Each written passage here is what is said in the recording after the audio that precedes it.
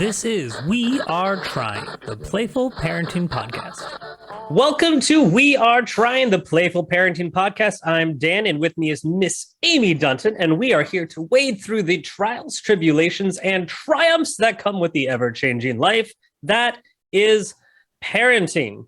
Now, today we're going to discuss a topic that I feel every parent goes through, or at least I hope that every parent goes through, so I'm not the only one.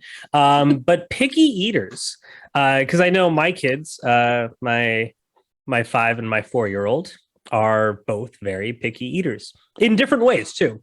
My daughter, we have to bribe her with like meats, like savory food, or no, sorry, that's my son. I know my kids. It's fine, Amy. But my son, we have to bribe him with savory foods to get him to eat his vegetables. My daughter, we have to bribe her with vegetables to eat savory foods because she is a rabbit.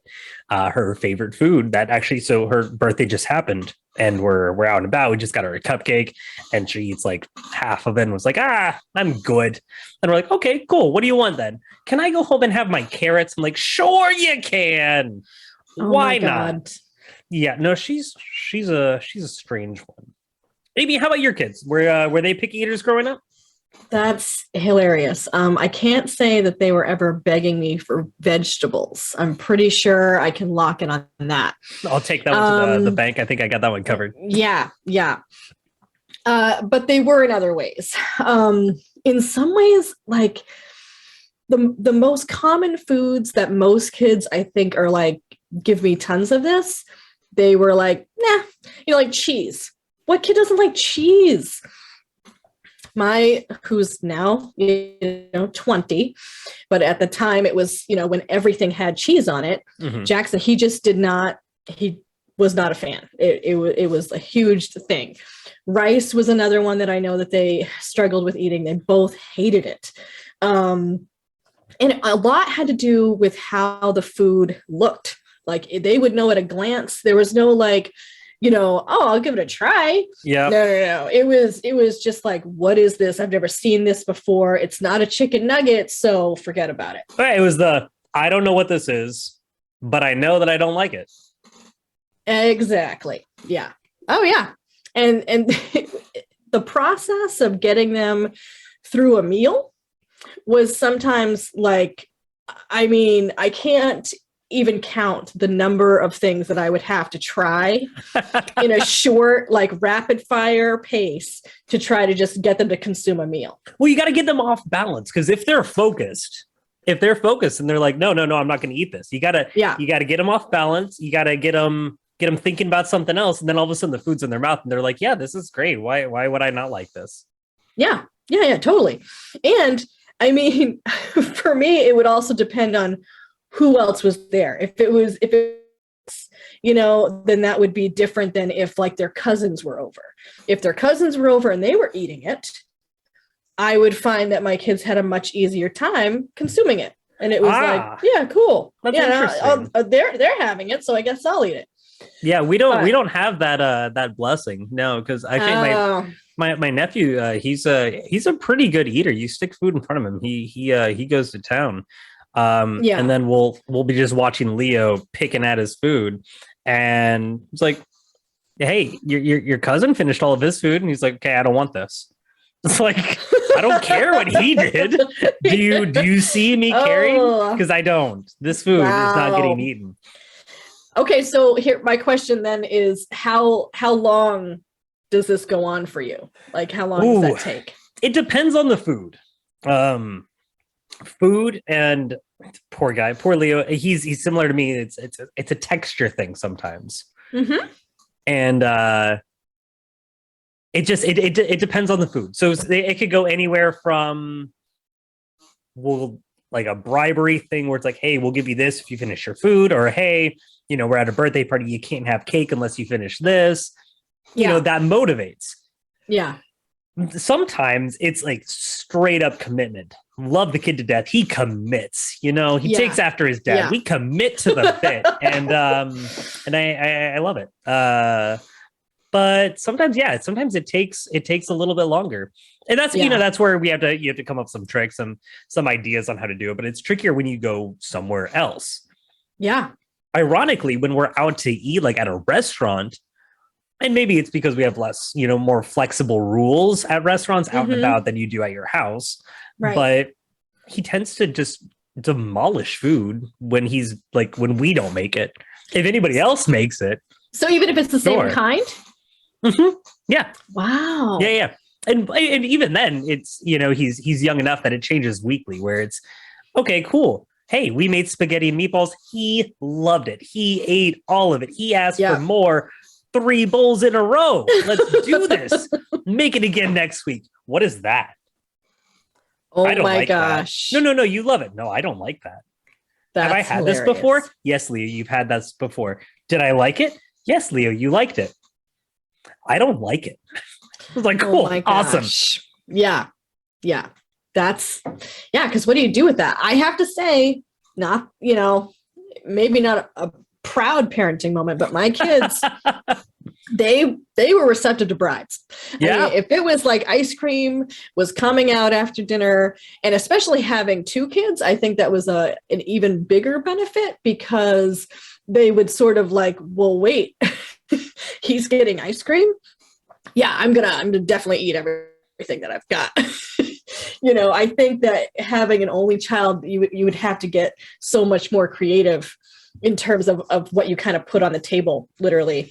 I kind of get them through a meal. We both had 2 kids, right? Mm-hmm. So then we were able to kind of, this sounds terrible, but I mean, any parent, I'm hoping that you get to kind of play them against each other a little bit, Come on. Yeah. It's classic children deception 101. Play them against each other. I mean, who are we kidding here? It'll be fine. Yeah. But being able to kind of utilize, hey, they finished all their food. They are getting the treat afterwards, whether it's, we do gummies at our house, whether it's ice cream. Right. We just had, again, my daughter's 4th birthday. So we had these little cake pops. And so I was like, hey, you eat all your food, you get a cake pop. Ironically, Delilah would be like, I want a cake pop. And she's still trying to eat her food because she likes carrots, and carrots take a long time to eat when your mouth is the size of a marble.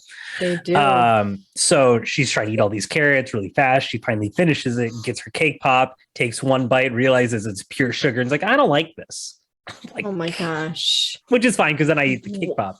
But when it's vegetables, it's a little different. I need that training. If she could just show me how to not want the junk food, that would be magic. It's unique. It's unique. We went to a pizza place after she started ballet lessons the first time. We were like, hey, gonna go treat you to pizza. You did a great job. You were listening. She's a kid. There are other kids that weren't listening. I'm like, good job. You rock. Go to a pizza place. She orders the salad, like off the kids' menu. She wants a salad. That's what I want this. Salad bowl's like this big, and she eats the whole thing. I'm like, the salad. Who are you? Oh my word. I mean, I would say my kids were easily, I want to say early teens, before they would voluntarily order a salad / eat a salad, really, unless it was like prerequisite to have the rest of their meal. Right. You're going to have to consume this first, and then we can have the chicken or the, whatever that goes along with it. But that's where the complications come, at least that I've faced with the picky eater syndrome, Mm-hmm. They get like a vegetable in a main course every meal. Yeah. Delilah, she eats her vegetables. Leo eats his main meal. And then it's like, they've tried to just swap, where Delilah's just eating vegetables, and I'm like, you know what, that's good for you, but Leo, you need this, and you, hey, over here, you need protein. You gotta even it out. So then that's where we had to get a little creative. Mm-hmm. Yeah. What'd you do? So I think that's a great segue into one of our segments we're going to be utilizing throughout the entirety of this podcast. It's like we're going to be utilizing forever. Let's go ahead and introduce what's in your tool belt. What we had to do for a while worked in our favor, because it had the vegetable side plus the sugar side. We would actually start hiding food. We would find different recipes, like vegetable muffins, for example. it had the vegetable in it. We'd like puree a carrot or spinach or something. So it'd be like, oh, cool, green muffins, orange muffins. And, you know, our kids would be none the wiser. Because so it's a not muffin. Like Easter eggs throughout the house, but just actually hiding good, healthy foods in your... Exactly. Yeah. I mean, it's a beautiful idea, especially like nowadays. If you search anything on the internet, you'll find these ridiculously cool hidden like veggie foods or like meat foods, you know, just like make it a muffin. You can make anything a muffin. Like literally, you can turn almost anything into a muffin. It is terrifying. It's probably a little scary. Let your mind wander there, Amy. I already am like regretting anything can be a muffin. Yeah, banana muffins. Okay. Which is actually that's banana muffin. I can I can see that. It's like banana bread. But I'm picturing like a steak and potatoes muffin. And look that up. Okay, so this is a tangent. I apologize, but there's actually a restaurant that is known. I forgot what the name of it, but it's known for savory muffins. And so they do like a steak or like a kind of like a meatloaf muffin, and then the mashed potatoes like the icing on top of it. Oh my god! And it sounds so good.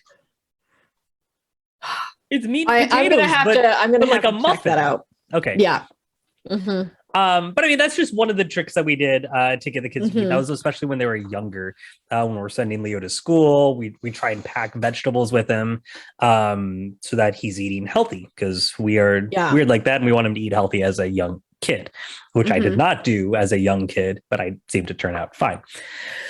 Otherwise, I mean, there's always, there's the, if you don't eat this, then this happens. Making sure that there's rules, time frames. Excuse me, parameters. What Amy, what did you, as I take my coughing fit off the side? What did you guys do with your kids growing up in regards to them being picky eaters? I know you mentioned that they didn't really have salad until they were older. So what did you face? I think that for me, I honestly wish I had thought of the muffin idea, because that would have gone over big time. Muffins. They would have done that. Yeah, they would have done that. No, I tried having them participate in helping with the meal. So I found that if they were like putting the ingredients in and doing, going through the steps, and they were feeling that sense of responsibility in making the meal, that when it was done and ready to be eaten, they seemed to have much less of an issue consuming it because they had helped prepare it. So that worked actually pretty well. I love that. What age did you start doing that? Because I know when we try and get our kids to start cooking and stuff with us, they love it. And like they try and help. We've done that with like different batters and stuff where they're able to mix it. But beyond that. Yeah. So it would be something like, I mean, you got to take into account, this does mean more work for the parent. Oh, of course. Because if I were to guess an age, I would say even as early as like 4 or 5. Wow. And so clearly I'm not going to hand them the steak knife for the chopping, and be like, all right, so just cut that up. And so you can't walk around like little Isaac walking around with like a butcher knife. That wouldn't end well. I could. It wouldn't be great for anyone involved. I'm not sure our cats would have still had tails. But like if I cut it up in advance, put it in a small bowl, and we always had this thing. In fact, to this day, he's now 15. When he's helping with a recipe, I'm like, yeah, go ahead and put the carrots in. He will always say, all of it. Yes, all of it. Everything that's in the measuring cup or the bowl or the whatever, all of it. I guess it's better that he's asking than dumping an entire... I was about to say, what's going to happen. The one time he doesn't ask, you're like, no, you're only supposed to put half in there right now. Oh, yeah. I have the one time that there must have been that time that I've now blocked from my mind when he hasn't. No. I don't know. I'm not sure how I reacted, but maybe maybe that plays a role in it here. But yeah, so that worked great for us. So to kind of get around them not wanting to try the food, they had their own stake in the game. They were like, okay, yeah. I helped make this. But I mean, because how does that work if they are putting in, like, for example, carrots, if they're adding carrots to the meal, but they know beyond a shadow of a doubt that they do not like carrots. Yeah. So the way that would work is they would either try to put less in. So all of it kind of went out the window. It'd be like, well, I'm going to leave some out of this section here. Or it would be just, they wouldn't want to be part of any ingredient that was like questionable unless I was able to explain it. Like, you've had this before, and when you had it before, this is what it tasted like. It just looks weird right now because it's not cooked yet. You know, that's always my favorite. It's like raw vegetables. You've eaten this. It's like, no, that doesn't look right. Yeah. No. You like this. Okay. Yeah. It's nice to get the okay. I mean, this is definitely not 10% of the time. No, that's generous. We don't play that game very often. Yeah. No, it's definitely not a foolproof plan. I mean, like I said, some of the constants that made no rhyme or reason to me, like even like a little bit of rice with some sauce seemed to make sense to me. They would be like, nah. Yeah, because I'm not doing it. They were out on rice, just like hardcore. Oh yeah, no rice. No, do you think that was like a texture thing? Yep. I really do. I don't know why, but I definitely think that the texture played a role in that. It has gotten better. So if I can add that slice of hope for those parents out there going through this, there does seem to be some changes that evolve over time. Yeah. So let's talk about that. Give me hope, Amy. What's kind of the age range you would say for a typical picky child? So like if I'm here, I'm like, hey, look, I'm gonna fight the hard fight. I'm gonna go through this. I'm gonna pick my battles. Because part of what we did to get like, he'll eat green beans and peas. Anything beyond that is that's free game for a solid word fight. Let's do this. But we have whittled him down where he will eat those without a large argument. And so, how long does that typically go for until, like, I mean, like you said with the salad, they were teens. Is that what I'm looking at? Am I looking at another like maybe 10 years? No, I'm gonna say no. The window of time that I would say it was probably the most intense was from 4 to 8. 4 to 8 is like the range where it was just like, I feel like there was a lot more battles on a regular basis of like, come on, like just try this or just do that, And it wasn't always like a fight with, I mean, like I said, they might not have had a lot of salads, but they were having a vegetable with every meal. So it wasn't just like the veggies that were an issue. A lot of times it was like the main, the protein or the meat, that it's just like, if they weren't familiar with it. I mean, can you not give them like chicken or meatballs every single meal for the rest of their lives, Amy? Is there anything wrong with that? I mean, by all means, you can do that. You just gotta have a menu of the favorites. Like so we cycle. We do fish sticks, meatballs, and chicken nuggets. God forbid we get the wrong chicken nuggets, though. Oh yeah, you get the little dino shaped ones. Of course. Come on, Amy. So just checking. Well, my wife did one time, and I love it because it actually worked. She got veggie nuggets.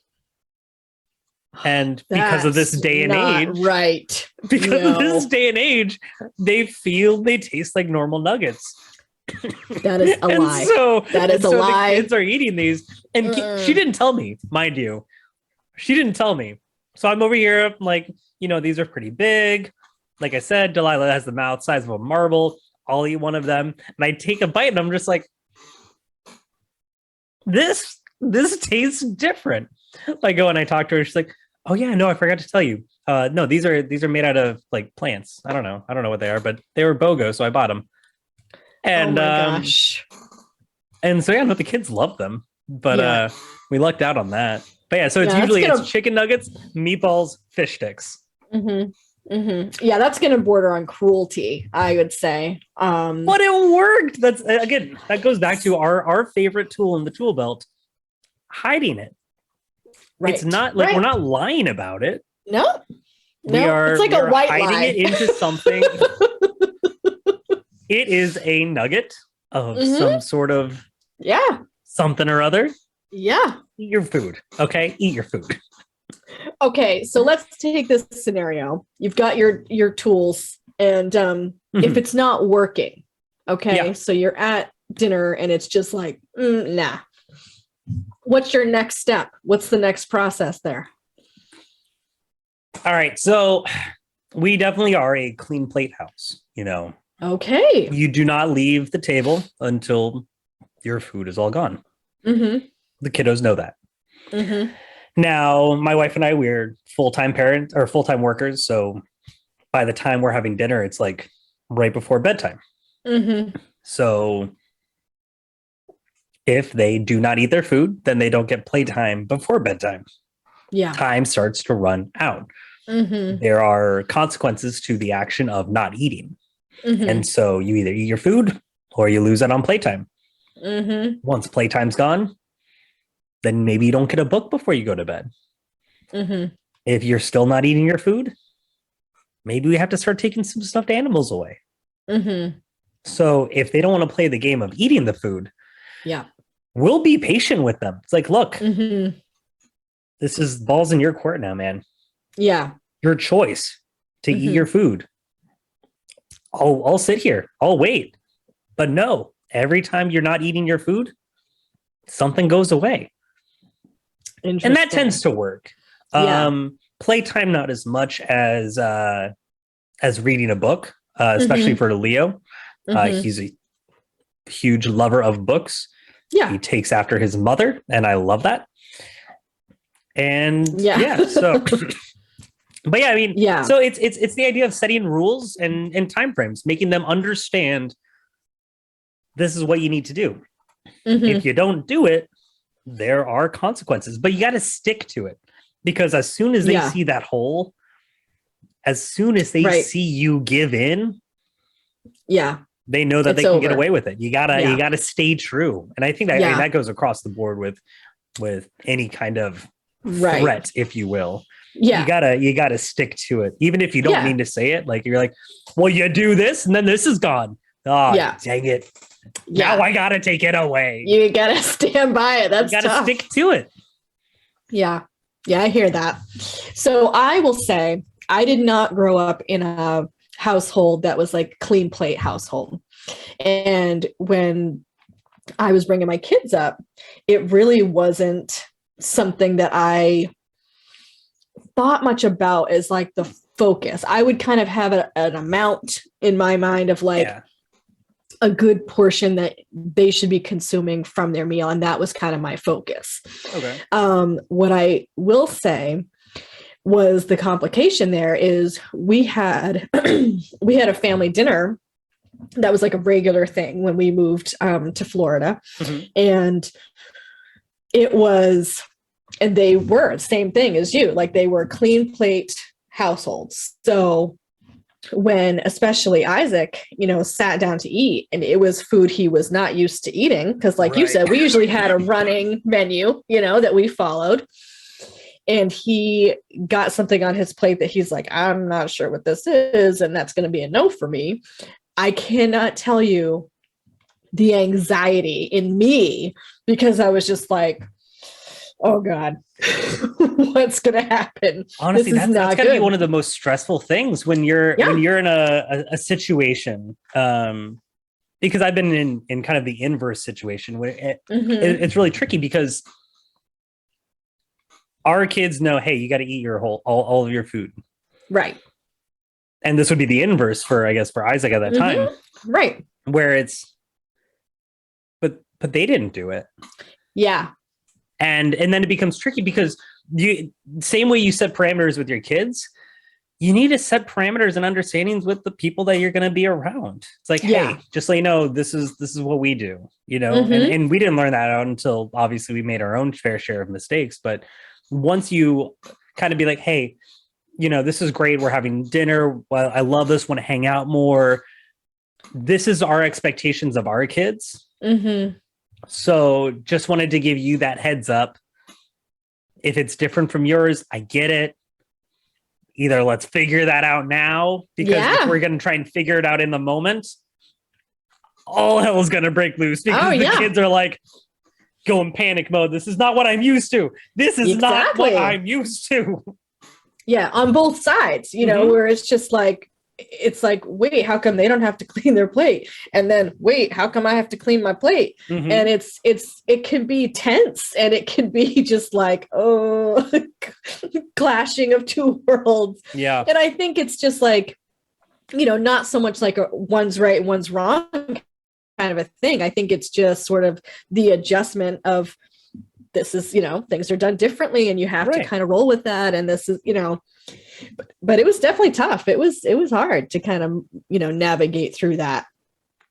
Yeah, no, I mean, food is, as amazing as food is, you never think it's like, oh yeah, food's going to be great. But once you get down to the kid level, it becomes its own like war, Yeah. And it is a game of strategy, knowing when to like push, when to pull back, what battles to win, what battles to, kind of forfeit out. It's okay to forfeit out of a battle if you know it's not worth it. What matters is that you win the war. Right. You win that war by setting these guidelines. We are going to war, people. I think the really tough thing is like, most experts expect you to feed your kids every day. So what? No, I know, Amy, that is absolutely ridiculous. I know. Trust me. I was you're saying like water, right? Because that's no. I know. They're talking like 3 meals every day. Yeah. So what's great about that is, so it's funny you bring that up, because as picky as my kids are, if you get like a bowl of fruit in front of them, let's say it was like a never-ending bowl of fruit, they would never leave the table. That is so funny. They will eat their food. They will say they're full, whatever, it's all gone. 5 seconds later, they'll hear somebody talk about, oh yeah, we just got some oranges. I'm hungry. I'm like, you know what? You shut your mouth. Yeah. You just said that you were full.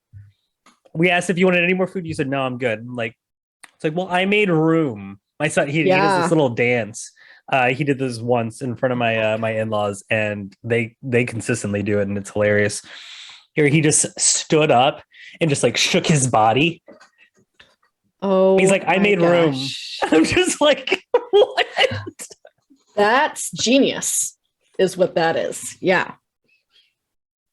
Had he seen it somewhere, or did he come up with that on his own? Oh, no. You know how creative Leo can get. I know. You're right. Oh, he comes up with the craziest stuff. Most kids do. And it's fascinating to see just where it's like, where did you learn that? I made it up. It's like, how? Yeah. I'm a creative person, and I never would have thought of that. He really wanted an orange, though. If that's what it was going to take. It was a grape. Just one singular grape. Oh, wow. And he was like, yeah, I got a grape size hole right here. Oh my gosh. I was like, all right, here's your grape. You got to take those wins, though. Because... Oh, no. We all started laughing, and that's part of the like, you have to secede a little bit, because if you start laughing, then you've already given in. Yeah. Oh, yeah. That's a tricky one. No, I agree. But yeah, picky eaters. I mean, they are everywhere, and it's crazy, because like even myself, like I know I was a picky eater growing up. My poor family.